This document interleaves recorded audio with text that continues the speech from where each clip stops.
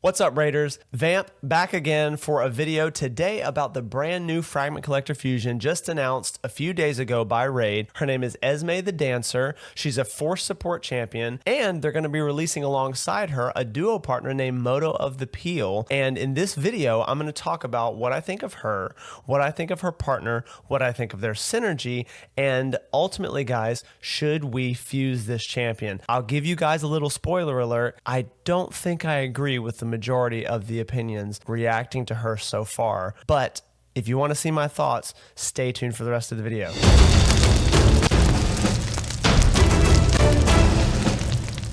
Welcome to the channel, everyone. Thank you for being here. Again, I'm Vamp if you're new, and this is a Raid Shadow Legends video going over the brand new Fragment Collector Fusion. Guys, here is the graphic that they give us now that does the little 360 with a little bit of animation, so you get a good look at the champion. Definitely digging the vibe personally. I think she has, and don't quote me or crucify me on this because I'm not particularly well versed in, you know, ancient civilizations and whatnot, but almost like kind of an Ethiopian, Northern African, maybe even a touch of Egyptian kind of a flavor in the standard barbarian look. Because I mean, the barbarian look is like, it's got some Norse influence. People like Jamarsa, I feel like they have really heavily like African, even maybe Middle Eastern influence, Persian almost. So she's kind of got a blend. She's got the fur going on like the barbarians, definitely got the barbarian looking axe, but then some of her ornamentation kind of feels like ancient civilization Northern African to me, something like that. But who knows? She could almost also be a bit Indian, a bit Turkish. Obviously, this is Teleria, so we're kind of using what we know of our own cultures to talk about this fictional universe, whatever. But that's my thoughts. I think she looks good. And then if we kind of leave this video now for a sec, how do I get a full screen? Okay, there we go. So I'm going to go to her graphic now so that we can talk about her skills. I will say, guys, that I have not watched a whole lot. Obviously, I don't want to regurgitate other content creators' opinions, although if they have valid ones that are unique, I'll bring them up, give credit where credit's due. If I happen across something, because I, like you, am a Raid Shadow Legends player, so I watch it as a player and as a content creator now. But my initial reaction when I saw the first couple reactions from other people on her were that they were underwhelmed, and I was surprised they were underwhelmed. I do not think this is like, I don't know, a fusion that's comparable to Galathir or something like that. But I do think that she's being underrated right now. I will say I saw a video, most of a video from Boozer, and he seems to think she's quite good. So it's definitely not everyone, but I don't know what the consensus is because, like I said, I kind of wanted to give my thoughts before seeing a whole lot of other people's deep dives and analyses into her kit. And I think gut instinct right away, I think the first video that I saw was Nub Raids reacting to her when she was announced. He seemed like he was trying to kind of give her her dues for what she might be good at. Hell Hades as well, but kind of like, oh, this is not an in-game champion. And to be fair, a lot of times saying it's not an in-game champion means it's not a champion that in-game players often need, right? Because if you're free to play, you can make it to the in-game and your roster is going to look very different than a Kraken in the mid-game, okay? So you got to keep those things in mind. And a lot of the content creators are getting to that Kraken level, right? Like they just are, and there's no harm in it. It's fine. But they have so much opportunity and so many purchases available to make in the game for their content creation that they have crazy gear, way higher chance of empowering champions, way higher chance of getting new champions very soon after they're released, and just more champions in general. But then if you're like me, the kind of inverse of that, if you will, the shadow side, is that I feel like the average player not spending a lot. I don't know. I have never played an account to like the mid game and on fully free to play, but I would say I'm a very low spend player who sometimes spends, so definitely not free to play. And I do things like the gem pack that's monthly. But I would say my experience is we get more champions than we can use. So the biggest thing that the content creators have on us is when they look at this, they're able to say, well, I may have 5 champions that are better than her because they've never been fusions. They were locked behind really difficult to do events or summoning pools or, 15x back in the day before they did progressive chance. And so I just was able to blow, 140 void shards to get so-and-so, something like that, if that makes sense. For me, I'm like, okay, well, I don't think that there's a problem with getting champions, but I do feel like that there's a problem sometimes with being able to build the champions. So So what that almost does is make certain mechanics from certain champions that would not even probably gain the interest of like a Kraken endgame player much more interesting to me, because I'm having to juggle both. I'm having to juggle, not everybody I want is even in masteries because I don't have the resources because of the way the resource ratio is set up in the game, and on and on. I won't ramble about this too much longer, but I just wanted to touch on that because I feel like from what I've seen and me looking at her kit and at Modo's kit and their synergy, she's absolutely viable in the end game. Absolutely. Are there better champions? Duh. Like very few of the fusions that they've released, fragment or regular fusion, have been, oh my God, I would rather have this person than that elusive void legendary or that elusive mythical. It's like, especially with the fact that there's mythicals now in the game, these fusions can be very good. And of course there's going to be better champions. Okay. So don't hear me saying that Esme is God tier. She's going to change everyone's account. No one's going to not use Esme, stuff like that. I'm not saying that. I'm just saying I think that based on the utility, the synergy that her and her duo bring together, okay? Now we will talk about them separately. Together, I personally think absolutely viable in game. Absolutely. That's my thoughts, okay? But let's go ahead and end Vamp's rambling now and start with the skills, okay? Here's the graphic that goes over everything. We'll start with the A1. Blade Juggler attacks one enemy, places 50% increased attack on all allies for one turn. Pretty straightforward. Very cool to do that on an A1, and very cool that it's on all allies, because a lot of times I see this on old school nukers and it's just on themselves, and then you're going, but why is it on the A1 though? Because you're not going to lead with that, and you definitely want the increased attack for a big skill. Well, she's a support, so she can do this for her allies' benefit more so than hers, and it's kind of okay on the A1. It would have been awesome if it was on the A3, but we'll get to that. Earth Dancer is the name of her A2, attacks all enemies, books up to 100% chance of placing weaken and block buffs for 2 turns. Also decreases the turn meter of all enemies by 20%, and then if her duo, Modo, is on the same team, steals 20% of each enemy's turn meter instead. So I'm going to assume that that means it gives each enemy's 20% to her. If it only gives her 20% but takes from everyone else, then that steal is kind of lame. Let's just assume for now, because I haven't seen anyone test this to verify, that this means that she grabs 20% from everyone on the enemy team. Obviously, this is a PvP or wave-based thing. Very few bosses does this work against, and it's never going to work against, well, maybe in Cursed City. But there's the only boss that has like multiple enemies to face at once, or at least multiple enemies that aren't adds, okay? So the Hydra has effectively 4 mini bosses that you can't fuck with their turn meter. So she can't do this 99% of the time. She can't do this unless it's in PvP or against champions and wave-based content, okay? But I hope that this is an 80% to her, right? Assuming, or maybe 100 if she pulls from 5. It could be a 20%. I have to see on that. But like I said, just to say it one more time, if it's 80 to 100, that's fantastic. That's like a free turn. If it's not, 20% turn meter steal is good, but not amazing. Blessing of the Sands, her A3, places increased accuracy and increased speed on all allies for 2 turns. Books to 100% chance of removing all buffs from enemies. So full strip. If Modo of the Peal is on the same team, has the 100% chance of stealing all buffs from all enemies instead. I believe that this is going to just steal to her. If Plarium left out the wording that would have made this more clear and it goes to all her allies, again, that's probably not what it is, because that is me reading into this one. The other one was a little bit less clear, but this one is probably not that, or it would have said so. But if it is that, that's nuts. If it's just to her, then let's say you have,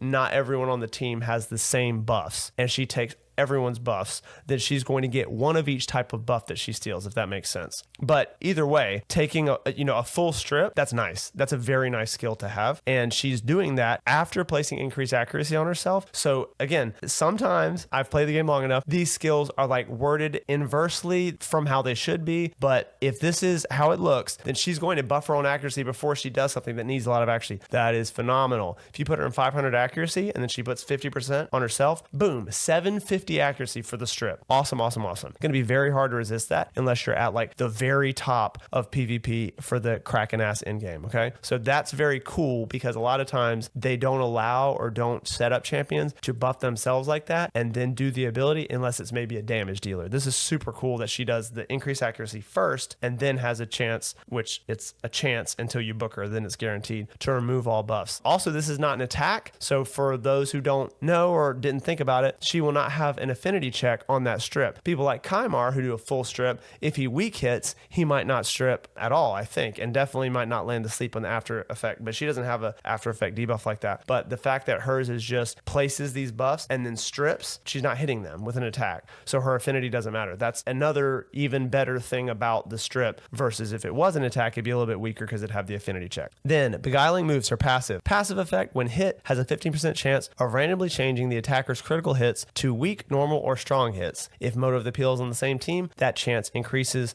to 30%. So 15 is pretty low, but it's, I think, about the chance for Rhonda's in your corner A1 attack, which seems to proc all the time. And isn't that the chance for an extra turn from Relentless, I think? Tell me in the comments if I'm wrong on that. But it's either that or something close to that. It's somewhere in the teens, I believe. 30% is much better, but the thing I was thinking is that, like, obviously you have the affinity check with her, so Magic could have a hard time not weak hitting her just from the affinity check, nothing to do with her kit. But if it's like another Force champion or even worse, a Spirit champion, I believe a good Spirit nuker could still kill, and that'd have to be really good, right? Like not mid-game necessarily, but like a legit nuker in Spirit or Force could still kill her on a strong hit. So to me, this feels kind of like a 1 in 3 roll that she survives. I don't know. I kind of wish it had just said weak, right? It would have been like, 3/5, is that right? 3/5 of one piece of reaction, of, a reaction accessory, except that this one is when hit, not only in the first turn. So I don't know, 15% chance for any time she's hit seems decent. I wonder about if strong hits will still really hurt her or kill her, because of the nature of strong hits kind of really only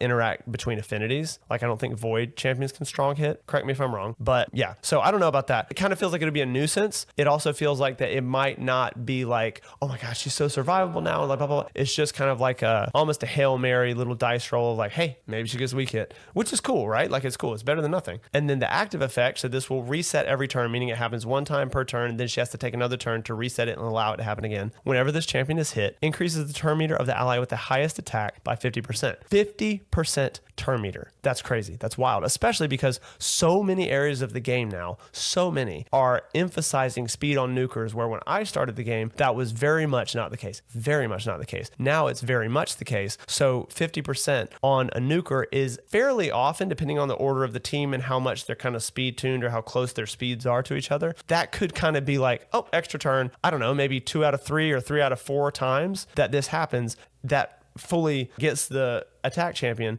to 100. And then whenever Esme's done, then they just get to go, which is awesome. But either way, 50% turn meter is a ton. And then the one comment I have on this is I kind of wish it said highest crit damage, because obviously I know that it synergizes with her A1, but I also feel like that with her being support, even with the increased attack on the A1, people might want to use her with a defense or HP based nuker. This passive will not help that champion unless you were going to give them the highest attack on the team, even though they don't need attack for their damage. So I kind of wish it had been crit damage, but with the way that it is, you could kind of rig a team around her, especially if you're using her in Hydra or in PvE, something like that, where one of your supports is the highest attack champion, even if they don't have a lot of attack, because your damage dealers are defense based or HP based. And then you have a situation where she would boost support's turn meter. That's probably more feasible than putting a support in the highest crit damage when you have a damage dealer on the team. So it's kind of like two sides of the coin. The way that it is now, I think it would be easier to kind of create builds where a support gets the boost. If it had been crit damage, that would have just made it much easier across the board for any damage dealer on the team with her to get a boost. But it is the way it is, and that is highest attack on the team gets the boost. Then her aura is the standard, not too great, but not terrible. 19% ally speed in all battles. So at least it's all battles. 19% is kind of 2022, I feel like, but it is what it is. Let's talk about Modo. Here he is looking all angry and ding dong, fucking high noon bitch type vibe. Very off from hers. Obviously, there's kind of like this whole, what would you call it? This whole like melting pot of different artistic influences in Raid, but his is almost like borderline Victorian. So not necessarily jiving with the era of hers, but as we know, we don't give a shit about that in Raid because ain't nobody match anyway. But he looks cool. After I'm done talking about him, I'm going to go through why I think their duo is maybe insane. It's hard to like say with your chest the way something's going to be when you're looking at it on paper. And I don't have a test server account, so I couldn't even go in there and like like mess around and see like, is this kind of matching the vibe I'm getting? What's my gut feeling versus how I play with them when I use them in content? If I ever get Modo, it's going to be a while to get Esme. So I'm feeling strongly the way I'm feeling, but it's hard to like say it with kind of feigned certainty because of the fact that right now it's just on paper, if that makes sense. But let's talk about his skills. A1 is Skull Clapper, attacks one enemy 2 times, has a 50% chance, which books to 70 of placing decreased defense for 2 turns. I like this. Clarium seems to not always put when each hit has a chance. I think an example of this, unless they have corrected it, is Leorius. I don't think his says each hit has a chance, but that is how it plays out. That's what I've experienced in using him for, Jesus, I think I've had him on the account for 3 or 4 years now. So there is a chance, and it's just worth noting that in the damage test I saw, he does hit very hard with his A1. So it's worth noting that this could place the decreased defense on the first hit, and then they would have that debuff for the damage calculation for the second hit, which would make it really strong. Because if it was strong just with the skill by itself, then any amount of like a 70% chance, 7 out of 10 times, it's going to place the debuff on the first hit if each hit has a chance, and then the second hit will get the benefit. Okay, so that's great. A2, Ear Splitter. Attacks all enemies, books to 100% chance of placing a stun for 1 turn. He's forced, so he will have the affinity check, but 100% chance to, a guaranteed stun is a guaranteed stun. That's so useful. That makes him useful in areas where you might not need him to do what his quintessential role is, if that makes sense. But a guaranteed stun is rare and really, really good. He places an extra hit on enemies under stun debuffs. This is another one where I feel like they could have worded it more clearly, but I'm assuming since he has stun nowhere else in his kit, that when he hits them and places the stun, then if the stun lands, anyone it lands on gets hit by a second hit. Now, again, I think I mentioned it earlier, I saw a damage test, most of it anyway, I was kind of doing some stuff while trying to watch it, that Hell Hades did on this champion, where he did his standard maximum damage, take him into dragon, and the dude was like, he was zooted up, right? Because Hell Hades has this whole setup with, who is it? Gerp Tuck, Bad L, increased attack, increased crit damage, obviously decreased defense and weaken. So he's in a crazy build on Hell Hades test server account, and then Hell Hades does this kind of like contrived to get the most damage you can setup that isn't practical in a lot of scenarios. But with that setup, the dude was leveling in one skill the waves on Dragon 10 hard. They are very tanky. That's a really, really strong skill. And what it looked like was that you might have been getting 3 to 4 plus times as much damage on the second hit. So he might have some kind of Trunda-like multiplier, or some way that because certain enemies might not be under stun, then his second hit probably can't calculate as an AoE. So he could have like the opportunity for ridiculous amounts of damage if it's like that on the second hit. Now, if Esme the Dancer's on the same team, this skill will always will place an extra hit and ignore, wait for it, we're going to take a moment, 20% of each enemy's defense. That's massive. Guys, 20%. Savage is 25, a Savage set. Isn't a lethal set like crit rate or something like that? And then the ignore defense part of lethal is also 25? I'm still not quite familiar with some of the new damage dealer stats that are the variable sets, so that goes like from 1 to 9 pieces or whatever, but that is a huge amount of defense ignore. That makes it very possible, shout out the Cat's Gaze relic that just was in the Tea Party Titan event. He could probably get, for people who have, you know, a good amount of gear and a well-developed account, close to pure damage with certain sets and certain masteries. Well, masteries, Jesus, yeah, but the only mastery for ignore defense is 50%. So with certain sets, certain relics, certain, isn't it the gemstones as well? And then a couple other of the like mechanics in the game that are newer to me that I can't remember off the top of my head. But this guy, like, that's just so huge. I feel like that can't be overstated. That's a lot of ignore defense. And the fact that he doesn't even have to place the stun if Esme's on the same team just means that if there is an affinity check, because that's the main thing I'm thinking you want this guy to stun because you want to place an extra hit. But if you have Esme on the same team, then you don't have to worry about that. So you still probably want him to stun, because stun is a really good debuff. So basically, if he gets an affinity check and doesn't stun someone, if Esme's on the team, he's still going to place the extra hit. That's phenomenal. His A3 is called Peal of Breaking. It attacks all enemies and ignores shields. Damage increases by 75% while attacking enemies under stone skin buffs. That's a lot. That's almost double. And obviously, if he hits really hard, he was already going to hit the stone skin hard. If you multiply by 1.75, he's going to hit a hell of a lot harder to the stone skin. And then if you take, isn't it called cracking roots? Like when I left the game, they didn't have that last greenish. It's a very cool like theme they have. Like the color scheme is very appealing, is like very satisfying, gratifying, whatever. But that new class of blessings wasn't there when I left the game. But I did go check it out, and I think it's called Cracking Roots, that there is now a legendary blessing that makes you do even more damage to stone skin. So this guy is like, I feel like with the blessing, it's a no-brainer. I feel like it might be a no-brainer against most champions if he's really in a stacked out build, that multiplying by 1.75x is going to break the stone skin on someone. And then it says if this attack removes one or more stone skin, I don't know why it says or more. It could just say, you know, at least one. Or if it removes a stone skin buff, grants this champion an extra turn. So if you're out here and he's about to go and they have stone skin out there and you already know because, you know, this is not your very first time with him. This is the part where I said it's on paper. So we don't know exactly how hard this skill hits until we see it. But let's just say that he does break them and he's at least reliable to break everyone but the very tankiest stone skin wearers. Then you're going to have him in the Cracking Roots, if that's what it's called, blessing, and hit the stone skin and break the stone skin and immediately get an extra turn and immediately get to do your really, really hard hitting double hit A2 with the second hit being non-AoE damage calculation. I mean, I think the dude's busted, like in an enjoyable way, not in a fucking Armand's way, but I don't know, guy. I really think that skill is really good. And it's cool that they gave him the utility of ignoring shields, because then if they don't have any stone skin, this doesn't do like nothing, if that makes sense. It's not just an attack.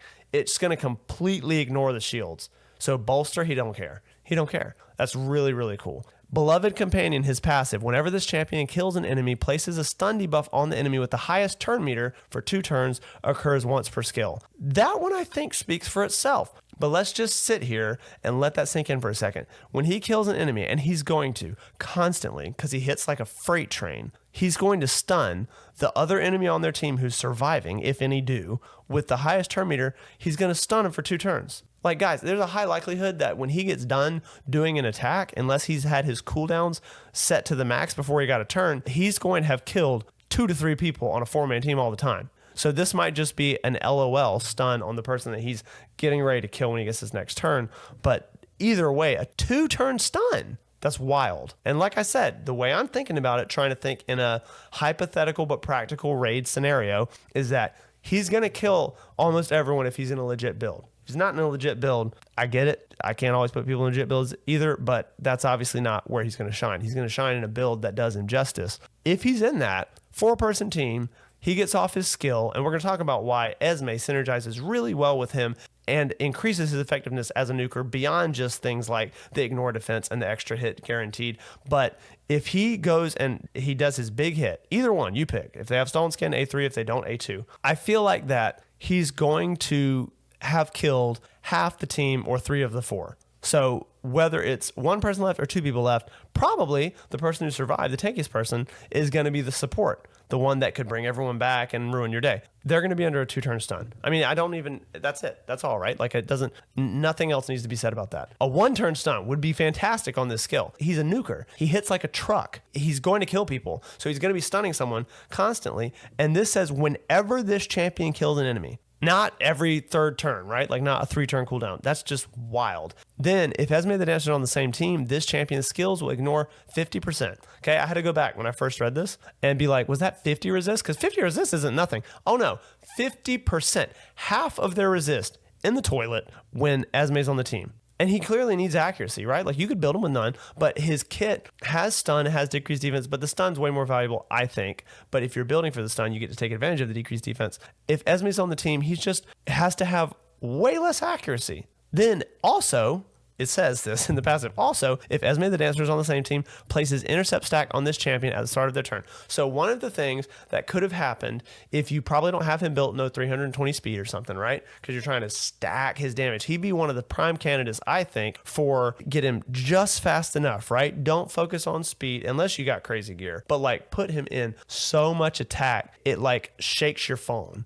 or your PC screen when he does his A2 or his A3. And to do that, obviously, you have to give somewhere. So most of the time, it's like give a little bit of attack rating, gain more speed, or give a little bit of speed, gain more attack rating. The one thing that could screw with him is if they control him at the beginning. Now, there is a chance, I believe, that you would have to bring, of the other two people you have, if you bring Esme and him, you have a 4-person team in PvP. So there is one thing that I feel like he could get controlled, because this says places an intercept stack on this champion at the start of their turn. I assume they means Modo, not Esme. If it's Esme, that's even better, but I'm assuming it means Modo. So Modo is not going to have the intercept stack until he's at the start of his turn. That's good, because y'all tell me in the comments, does intercept polymorph? Does it catch polymorph or no? Because that'd be insane, because he's a debuffer, right? But either way, there's other mechanics with other champions where doing things that you would do get you debuffed or whatever. Things like, I guess also, I'm not too familiar with intercept. My apologies. That's a very new thing for me. But drop in the comments if you know if intercept catches petrification. I don't know what it can. I'm probably going to look actually after this video, but I'm not sure if it catches both of those. If it does, that's just ridiculous. But basically what I'm trying to say is he could get controlled before his turn if this intercept stack pops up at the beginning of his turn. All you have to do is bring a fast champion that does block debuffs, or bring a cleanse out of the 2 slots, Esme, Modo, and the 2 more slots, bring a cleanser or someone to block debuffs to protect him from that. After that, his intercept can do the work. He seems really, really good to me. And then, you know, I would say a very good but kind of token aura of attack in all battles at 30%. I feel like that's the standard. Anything besides that is either really good if it's higher, or kind of niche if they were like, oh, you know, in dungeons by 35% or something. I was like, we don't want an aura in dungeons. This guy can work in dungeons, but we want auras that are at least usable in PvP. So I like his aura. Okay, now let's talk about how Esme and him, in a hypothetical battle scenario, how their turns would play out and what they would do for each other. Because this to me is where it gets interesting, because I think they're a really, really good duo. Okay, so if we bring up Esme again, because I'm assuming for most people in a team where they have this duo, she's going to be faster than Modo, even if she's not the very fastest champion on the team. So she's probably going to go with her A3. That's what I would imagine. But there is a case to be made for if you're faster, or if you brought a speed booster, something like that, she might go A1 and give Modo increased attack if the other champions on the team can't. There is a case for that, because Modo doesn't need any accuracy for his A3 that breaks the stone skin, okay? So, and then, right, if she puts up, so I'm kind of getting ahead of myself here. The A3 puts up increased accuracy. The A1 puts up increased attack for a turn. So you could play around, right, with what's the most effective way, because it kind of matters when you see the team. If you see stone skin or you don't, I think you're going to handle it very differently with which skill Modo uses first.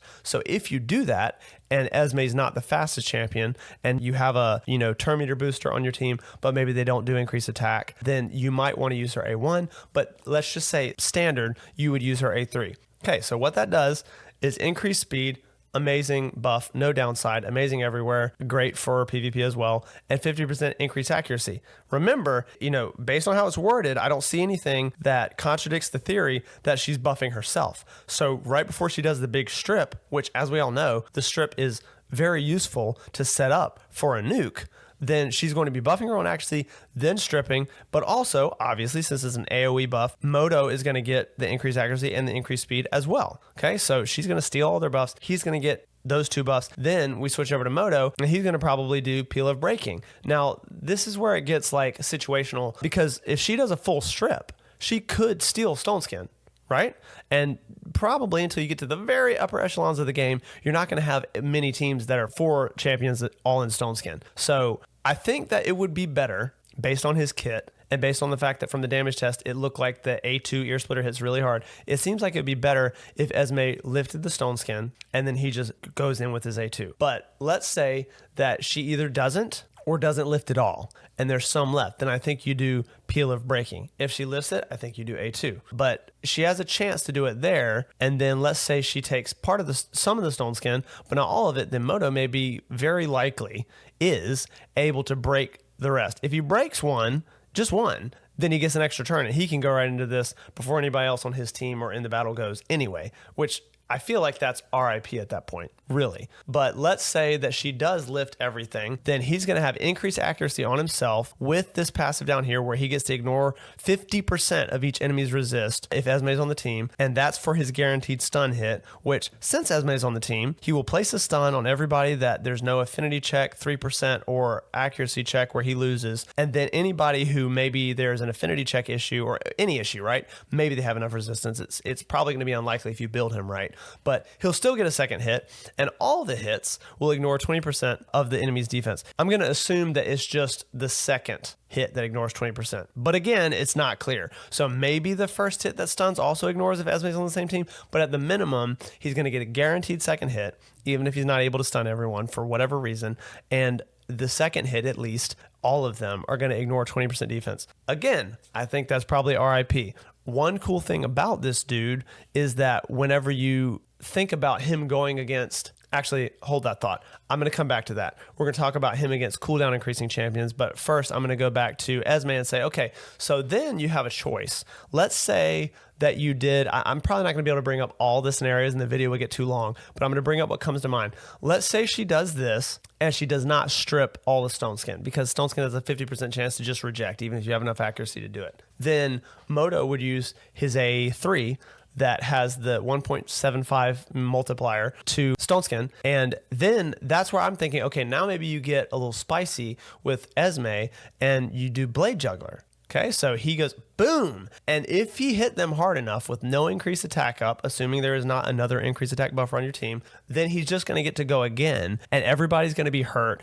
and they're going to be unprotected because he broke the stone skin. And he's going to do his big A2 slam since Esme's on the same team, ignoring all type of defense. Okay, that's one thing. If he does boom and doesn't break the stone skin, or there wasn't any stone skin to break, but you chose to go A3, then maybe you then go after your first turn on her second turn, maybe you go blade juggler and set him up to be increased attack for that crazy A2 double hit, you know, with the Trunda-like second hit, and he's got increased attack up. That'd be crazy. If not, regardless of what Modo does, standard practice probably would be to go from A3 to A2, where you put out AoE weaken and block buffs. Block buffs definitely can be a nuisance in PvP, but I would say it's fairly often more of a PvE debuff, and I think that that's why they gave it to her, so that she can work in some PvE stuff too. But remember, this is where she can decrease the turn meter of people, so even if Modo has stunned them, she can decrease their turn meter further, whatever. If Modo of the Peals on the same team steals it, so she's giving herself turn meter so she can go quicker again, and then Modo is either doing whatever skill he didn't get to of the A2 or A3,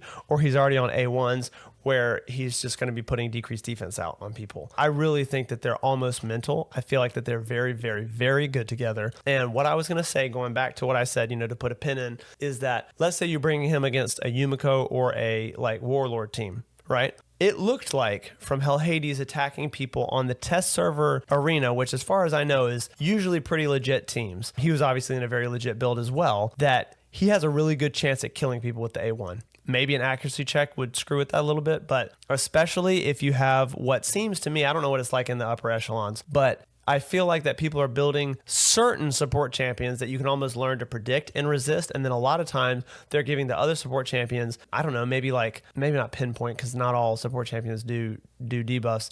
I think, is pinpoint? I know Feral's for debuffers. I can't remember if pinpoint is. I'm really trying to get these sets kind of on lock, but they blend together sometimes for me because they're still fairly new. But anyway, a lot of supports to me seem to be built pretty tanky, but not really in resist. So there's a chance, especially since Esme strips, that, I mean, unless Esme got put on cooldown as well, which would kind of suck, that she may have stripped, and then he would be able to put decreased defenses out with his A1. And remember, based on his passive, if he is strong enough, and he should be, to kill, or at least have a really good chance to kill on his A1 with all his other cooldowns increased by a cooldown increasing champion, he'll still stun whoever has the highest turn meter for 2 turns off of an A1 kill. I just think that's so good for disrupting things like live arena or PvP.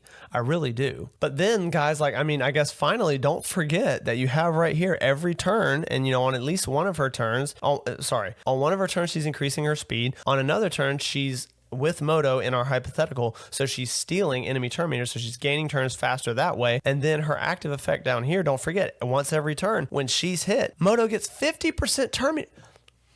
I just feel like if you take it and look at it like that, which is why I wanted to do it, because I very rarely see, I actually don't think I've ever seen any content creators go through a duo when they were released like this to go, well, they're a duo. So they might be two good champions, but they're a duo. So to be a duo and to get the duo benefit, they have to be in the battle together. So how would that play out? And if you look at how these guys play out together, it seems really, really, really synergistic. Really synergistic. Especially when you think about, like I said, Esme's probably going to go first, then Modo goes, what does he do? Then if that, then this. If not, then Esme does this, and then I think they're really strong, guys. I think I'll about wrap it up there because this is kind of like a boring video with just the graphic or whatever, just talking. I don't want to ramble too long, but I think they're really good. Another thing I will mention, now that we've gotten to the end, first of all, thank you for watching almost to the end of the video. But additionally, I think that for anybody who isn't a Kraken and doesn't open their purse strings fairly often for raid, you should consider going for any fragment collector fusion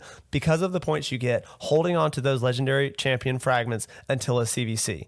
They don't time out or expire, so you can literally just hold them like a stash in the fragment summon area. And fragment collector fusions are easier to do generally than the standard fusion. So it's going to be a little bit less taxing on you. And the standard fusion, you know, you end up with like what, 2 or 3 days after the event's done, after all the events have expired, to fuse the champion, or you just miss them, which is tragic. I really kind of feel like they should maybe change that. I don't know why it has to time out like that, but maybe you just make it like after that point, you can't redeem that fusion champion toward champion chase. I don't know what they're trying to hedge against there, but with the fragment collectors, it's not the same. You can hold on to the fragments as long as you want. So far in the game, that is the case. That's what you can do. So that's a very, very, very valuable resource to have during CVC, especially because by the time you know, if you're grinding in Doom Tower, you're getting fragments that way. There's lots of extra content in the game now that you can get fragments for champions. You can get fragments for champions from the, the tag team. If you haven't already gotten those, I believe that's Yannicka. You can get your Carl, which you should, because he's really good and he's good in Fire Night Hard, from the clan shop. So there's lots of ways to sit there and stack epic and legendary champions at 100 fragments each, and then draw those champions during a CVC. And if you're lucky enough to double dip during a CVC and a champion chase, get a lot of points that way. So anyway, just wanted to bring that up because that's also a valid reason. If Esme had been trash, I think it would still be a valid reason to try to get her if you have the resources to do so, because most of the stuff you do, you know, with your resources is standard way of playing the game. I know there's the summon events and the shards and whatnot, but like, we all like summoning shards, let's be honest, and we like pulling champions. So if you're the kind of player that knows that you just don't do fusions because you don't like the fact that there's summoning events, more power to you. If you're looking at it and going, well, I don't want to spend the resources. Yeah, but unless you're talking about like the fact that you never do Mono for a fusion or whatever, there's going to be a lot of things that happen in a fusion that are progressing your account. So it's not like you're going backward. Yeah, you're spending all your energy. You might be gemming more, blah, blah, blah, whatever. And it's a big time sink. But to me, if the champion's mediocre, I'm still considering doing it so I can hold on to their fragments. That's enough of that. But anyway, that's how I feel. And I will definitely be going for this champion. Real quick, I'm just trying to make sure, because I don't really have a script for these things, that I touch on everything that I'd like to versus leaving a goofy pin comment. I do think that she's good by herself. I do think Modo's really good by himself. I think they're wildly better together. Much, much, much better. Like, her without him is better than him without her, in my opinion. Now, he seems like he's a really strong nuker, period. So I think that, like, as far as nukers go, he looks sick. I'd be very pumped to pull him, or if they, fingers crossed, Plarium, give us a Titan event, because I'm probably not going to do no, progressive chance or summon pool or whatever. I don't have the money to like see that through to actually pulling him. But a Titan event, I would probably try really hard to do. That would be awesome. Super awesome, Plarium. Please do that. But Esme, I think, is about the same. Her only differences really are 30% chance for this weird shenanigans with weak, normal, and strong hits, stealing turn meter, which again, it's a much bigger difference if she steals 80 to 100% turn meter. That makes her way better with Modo. If it's just 20%, that's okay. It's good, but it's okay. You're not going to like, oh, Esme's unusable without him if it's just a 20% steal. I think that it's good that she steals all the buffs, but I also kind of don't care. The buff strip to me is way more valuable than the buff steal. The buff steal is good, right? But I'm just saying she doesn't gain as much to her individual value as he does. He gains a ton. He gains the ability to have probably like, 250 to 300 accuracy, and that will shoot the moon for placing his stun, because he gets to just ignore 50% of their resist, plus have Esme buff his accuracy by 50%. That's just wild. that in and of itself is wild.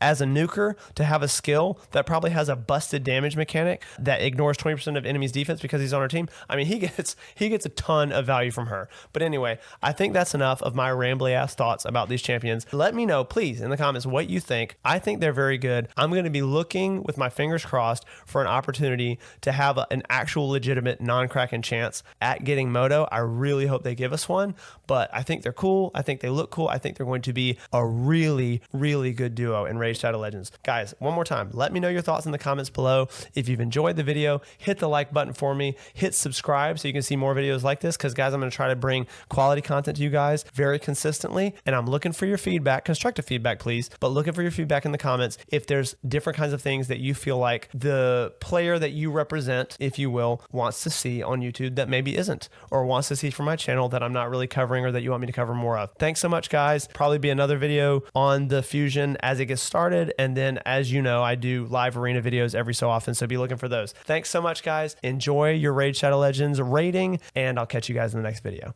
Peace.